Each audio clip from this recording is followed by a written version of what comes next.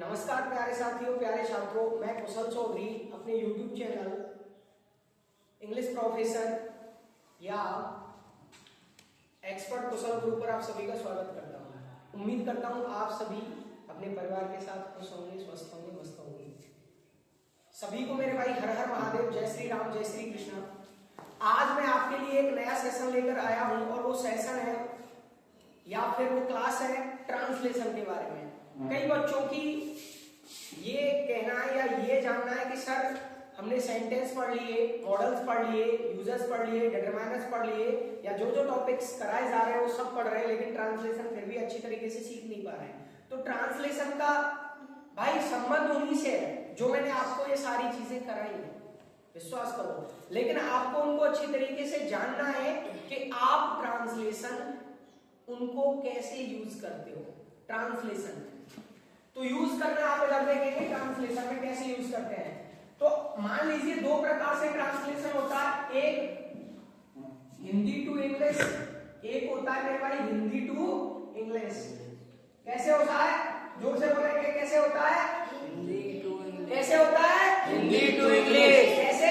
Hindi to English. और दूसरा होता है मेरे भाई इंग्लिश टू हिंदी। कैसे होता है? English to Hindi. कैसे होता है? English to Hindi. अब देखो, दोनों ही प्रकार से मैं आपको एक चीज बताऊं कि हिंदी का जब इंग्लिश से ट्रांसलेशन करते हो तब आपको ज्यादा दिक्कत नहीं होती है, लेकिन जब इंग्लिश से हिंदी का ट्रांसलेशन करते हो तब बच्चों को कुछ बच्चों को ज्यादा प्रॉब्लम, ज्यादा दिक्कत होती है। वो ऐसे कि रूल से चलता है। मैंने पहले भी आपको समझाया है कि टोटल जो इंग्लिश है मेरे भाई वो रूल से चलती है। यदि रूल आप फॉलो करते हैं, आपको रूल आते हैं, रूल लगाने का आपको नियम, सारी चीजें आपको पता है, तो आप बिल्कुल सही दिशा में जाओगे, सही ट्रांसलेशन करोगे।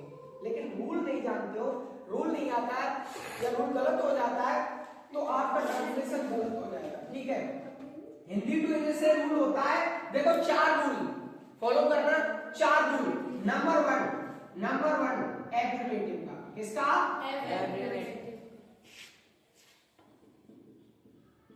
और सब जानते हैं एफर्मेटिव का रूल होता है सब्जेक्ट। क्या होता है? Subject plus helping verb plus main verb plus object, sentence के अकॉर्डिंग। किसके अकॉर्डिंग? तो भाई ये एफर्मेटिव का मतलब होता है साधारण। क्या होता है एफर्मेटिव का मतलब? साधारण। मैं यहां लिख देता हूं साधारण, ये साधारण। अब भाई बात करते हैं दूसरे की, नेगेटिव की। किसकी बात करते हैं? नेगेटिव की। जब नेगेटिव की बात करेंगे तो नकारात्मक। क्या हो जाएगा?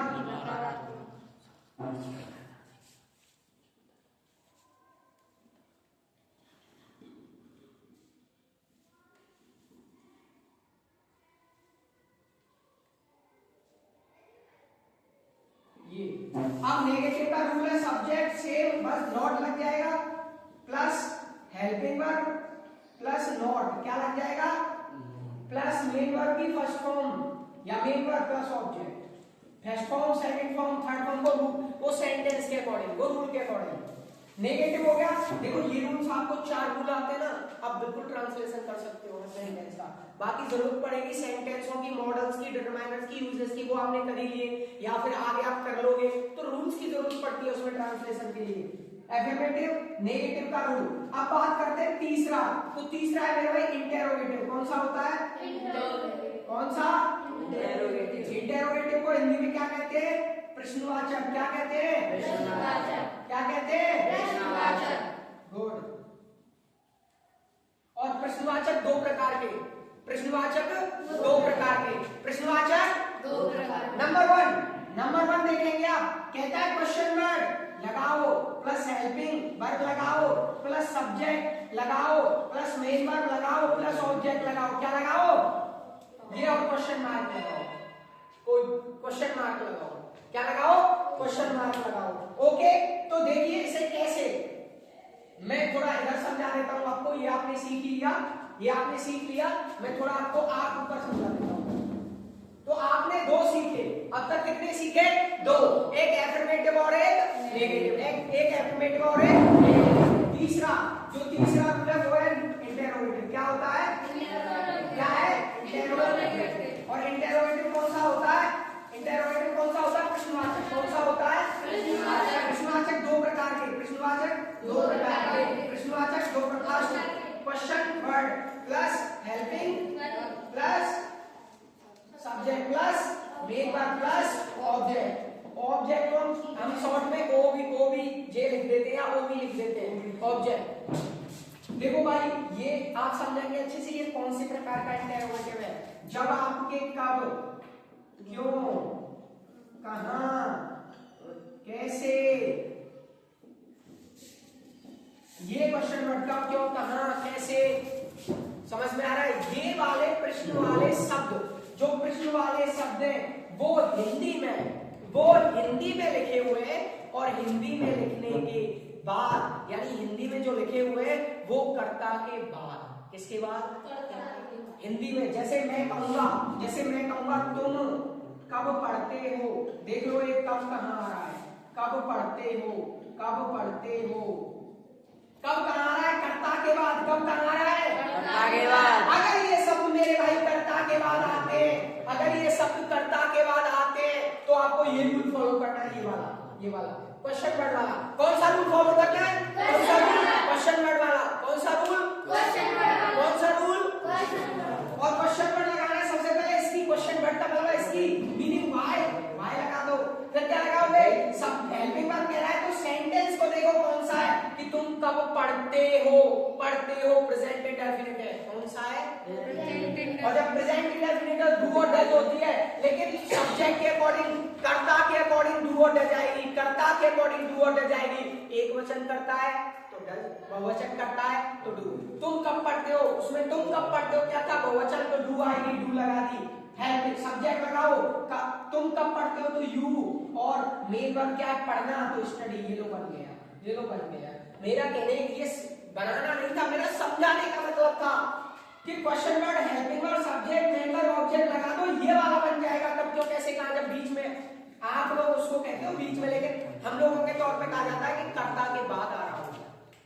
दूसरे प्रकार का इंटरोगेटिव, फर्स्ट ये दूसरे प्रकार का इंटरोगेटिव मेरे भाई, कि हेल्पिंग वर्ब, इसका रूल होता है हेल्पिंग वर्ब, इसका रूल होता है सब्जेक्ट, इसका रूल होता है मेन वर्ब, इसका रूल होता है ऑब्जेक्ट। ये तो बन गया दूसरे प्रकार का इंटरोगेटिव। यानी इस वाले में से सिर्फ क्या मिस किया, क्या कट दिया, क्या हटा दिया, ये हटा दिया, बाकी सेम रूल है, helping verb, subject, main verb, object, helping verb, subject, main verb, object, है कि नहीं, सेम। तो सेम है, तो याद रखना ये कब यूज करेंगे, जब क्या सबसे पहले आ रहा हो, क्या कर्ता से पहले आ रहा हो, क्या किससे पहले आ रहा हो, कर्ता से पहले। तो आपको ये रूल, जैसे क्या तुम पढ़ते हो, तो क्या रस कर्ता से पहले बना डालो, हेल्पिंग वर्ड लगाओ, पढ़ते हो डू, सब्जेक्ट लगाओ यू, पढ़ने की स्टडी, डू यू स्टडी, क्या तुम पढ़ते हो, बन गया ना, डू यू स्टडी, क्या तुम पढ़ते हो, बन गया ना। तो इस प्रकार से बेटा, क्या मैं सिखाता हूं, क्या मैं सिखाता हूं, कैसे बनेगा, कैसे बनेगा, do I teach, do I teach, समझ में आ रहा है। चलिए अब ये इंटरोगेटिव हो गए मेरा दो प्रकार के। अब फोर्थ आपके सामने रूल, तीन रूल आपने सीख लिए, एफर्मेटिव सकारात्मक, साधारण, नेगेटिव नकारात्मक, या सकारात्मक बोल सकते हो उसको, एफर्मेटिव को नकारात्मक, नेगेटिव नकारात्मक, इंटरोगेटिव प्रश्नवाचक। अब आप सीखोगे interrogative plus negative, interrogative plus negative, interrogative plus ये चार रूल होते हैं, इनको फॉलो कर लो, आप सब सीख जाओगे। इंटरोगेटिव प्लस नेगेटिव का मतलब ही क्या होता है, क्या होता है इंटरोगेटिव प्लस नेगेटिव का मतलब क्या होता है, मुझे ये बता दो, क्या मतलब होता है इंटरोगेटिव प्लस नेगेटिव का मतलब होता है कि ये प्रश्नवाचक और नकारात्मक, तो कहेंगे प्रश्नवाचक और नकारात्मक। कैसे लिखेंगे, सिर्फ थोड़ा सा परिवर्तन, वही इंटरोगेटिव का रूल रहेगा, उसमें इधर देखेंगे, उसमें जैसे आप क्वेश्चन वर्ड लगाते हो प्लस हेल्पिंग वर्ड लगाते हो प्लस सब्जेक्ट लगाते हो, इसके तुरंत बाद नॉट आ जाएगा, क्या आ जाएगा, क्या आ जाएगा, इसके तुरंत बाद नॉट, और इसके बाद तुरंत बाद जब नॉट आ जाएगा बाकी का सेम रूल, मेन वर्ब और ऑब्जेक्ट। ऐसे दूसरे वाले में helping verb, subject, not, main verb और ऑब्जेक्ट, और आप उस सेंटेंस को बना डालोगे। तो समझ गए, ये चार रूल जिसने सीख लिए वो समझ लेना कि ट्रांसलेशन करना सीख गया। अब बात करते हैं इंग्लिश से हिंदी की, किससे, इंग्लिश से हिंदी। अब बात करते हैं, आपने पहला फर्स्ट सीखा। अब बात करते हैं, देखो आज आप इंग्लिश से हिंदी में सेम यही रूल रहेंगे, लेकिन आपको फॉलो कैसे करना है, इंग्लिश से इंग्लिश टू हिंदी बनाना। तो देखिए इंग्लिश टू हिंदी कैसे बेटा,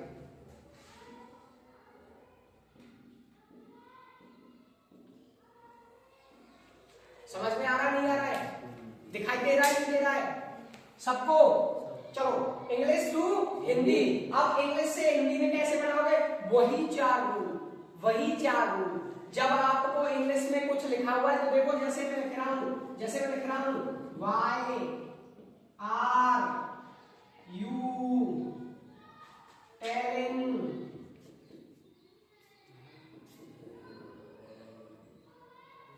a story, why are you telling a story? ध्यान से देखना why are you telling, English में ही लिखा है ना।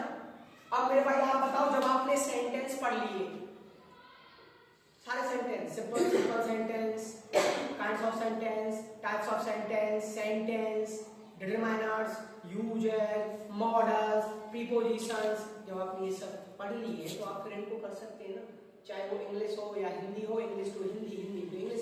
जरूरत तो मीनिंग्स की पड़ेगी, तो मीनिंग्स तो आपको एक्सपीरियंस देगा, अनुभव से आएगा, पढ़ के। तो ये रूल, लेकिन ट्रांसलेशन जो करवाएंगे वो चार रूल। कौन से रूल? चार रूल, एफर्मेटिव, नेगेटिव, इंटरोगेटिव और इंटरोगेटिव प्लस नेगेटिव। तो अब देखो ये कौन सा है, पहले तो देखकर ही पहचान लिया होगा कि इंटरोगेटिव है, करेक्ट है। अब इंटरोगेटिव कौन सा है? इंटरोगेटिव है कि क्वेश्चन वर्ड पहले आ रहा है, तो क्वेश्चन वर्ड वाला है, करेक्ट है। अगर दूसरे प्रकार का होता तो हेल्पिंग वर्ब आती ना सबसे पहले तो, लेकिन इंटरोगेटिव ये आ रहा है ना सबसे पहले, तो इंटरोगेटिव वाला है। अब इसको कैसे करोगे, कैसे ट्रांसलेट करोगे? देखो वाई कह रहा नहीं कह रहा, रूल के अकॉर्डिंग चलो, रूल के अकॉर्डिंग। अब इन सब को देखने के बाद आप सबसे पहले हेल्पिंग वर्ब पे फोकस किया करो। किस पे किया करो? अगर आपको उसको ट्रांसलेट करना है हिंदी में तो हेल्पिंग वर्ब देखो सबसे पहले कि उस सेंटेंस में जो भी लिखा हुआ है, जो भी बात लिखी हुई है, वो कौन से सेंटेंस में है। तो इसमें आर दे रहा है तो समझ में आ गया प्रेजेंट में। किसमें? अगर समझ में आया कि प्रेजेंट में, तो प्रेजेंट में कौन से प्रेजेंट में? कंटिन्यूअस में, क्योंकि इजारा किसकी हेल्पिंग वर्ब है? प्रेजेंट कंटिन्यूअस, क्योंकि आईएनजी भी आ रही है तो प्रेजेंट कंटिन्यूअस। अब बना डालो व्हाई, क्यों। व्हाई मींस क्या होता है? व्हाई मींस क्या होता है? क्यों। कह रहा है ना, आर हो, यू तुम, टेलिंग बता रहे, टेल मींस बताना, आईएनजी रहे, करेक्ट है। व्हाई आर यू टेलिंग, तुम क्यों बता रहे, व्हाई आर यू टेलिंग, तुम क्यों बता रहे, व्हाई क्यों, आर हो, यू तुम, टेलिंग बता रहे। आपने सेंटेंस पहचाना कंटिन्यूअस में, तो बाकी की क्रिया के अंत में क्या आएगा? रहा है, रही है, रहे हो, वही रहे हो आ रहा है। बस हेल्पिंग वर्ब पहचान लो, रूल तो आपको आता ही इंटरोगेटिव का है। व्हाई आर यू टेलिंग, तुम क्यों बता रहे हो, ए स्टोरी, एक कहानी। सीधा कर दो इसको, तुम एक कहानी क्यों बता। जब हिंदी में लिखोगे तो कर्ता पहले आता है ना, अरे इंग्लिश में लिखोगे तो क्वेश्चन वर्ड पहले, लेकिन हिंदी में लिखोगे इसको तो कर्ता पहले आएगा ना। कब क्यों कैसे कहां आएंगे? कर्ता के बाद। कर दो उसको हिंदी में सीधा, तुम आएगा नहीं आएगा? तुम क्यों एक कहानी बता रहे हो, तुम क्यों एक कहानी बता रहे हो, तुम क्यों एक कहानी, समझ में आ रहा है? या तुम एक कहानी क्यों बता रहे हो, तुम एक कहानी क्यों बता रहे हो, समझ में आ रहा नहीं आ रहा है? ऐसे बनाते हैं मेरे भाई, वो चार ही रूल फॉलो करने, लेकिन आपको ये चीज आनी चाहिए कि ये इस सेंटेंस की हेल्पिंग वर्ब है, ये मॉडल्स है, ये यूजेस है, तो आप पक्का उसे ट्रांसलेशन कर सकते हो। दूसरा ले लो, मैंने जैसे कहा, मैंने इधर कहा, इधर देखेंगे आप, इधर मैंने आपसे कहा दे begin to teach, sorry learn, learn ले लो, they begin to learn English। अब इसको देखो बेटा ध्यान से, they begin to learn English, इधर सभी they begin to learn English। they means क्या होता है? they means क्या होता है? begin to use है, आपको आता है, आपने पढ़ा है, हाँ हमने पढ़ा है begin to use है, और begin to की आइडेंटिटी कहती है जिन वाक्यों की क्रिया के अंत में लगा, लगी, लगे। तो they begin to, वे लगे, लर्न सीखने, क्या क्या इंग्लिश, मेन वर्ब है लर्न। तो इसे सीधा हिंदी में लिख दो, वे इंग्लिश सीखने, वे इंग्लिश सीखने लगे। तो क्या इंग्लिश से हिंदी में करना कठिन है क्या? नहीं है, कठिन नहीं है। क्यों? क्योंकि तुम्हें सेंटेंस आने चाहिए, सारे सेंटेंस, चारों, simple sentence, kinds of sentence, types of sentence और सेंटेंस, डिटरमाइनर्स आने चाहिए, यूजर आने चाहिए, मॉडल्स आने चाहिए, तो तुम ट्रांसलेशन पक्का कर सकते हो, इंग्लिश बोल सकते हो, इंग्लिश का हिंदी में अर्थ कर सकते हो, और तुम इंग्लिश को पूरा का पूरा हल सिर्फ, हाँ भाई 80% कर सकते हो, लेकिन 20% के लिए मीनिंग्स की जरूरत पड़ेगी। किसकी? मीनिंग। और वो आपको याद करनी पड़ेगी, वो आपको याद नहीं पढ़नी पड़ेंगे, और कुछ पढ़ के अनुभव से आएंगे, सीख कर। बाकी रूल फॉलो करने। समझ में आ रहा है कि नहीं आ रहा है?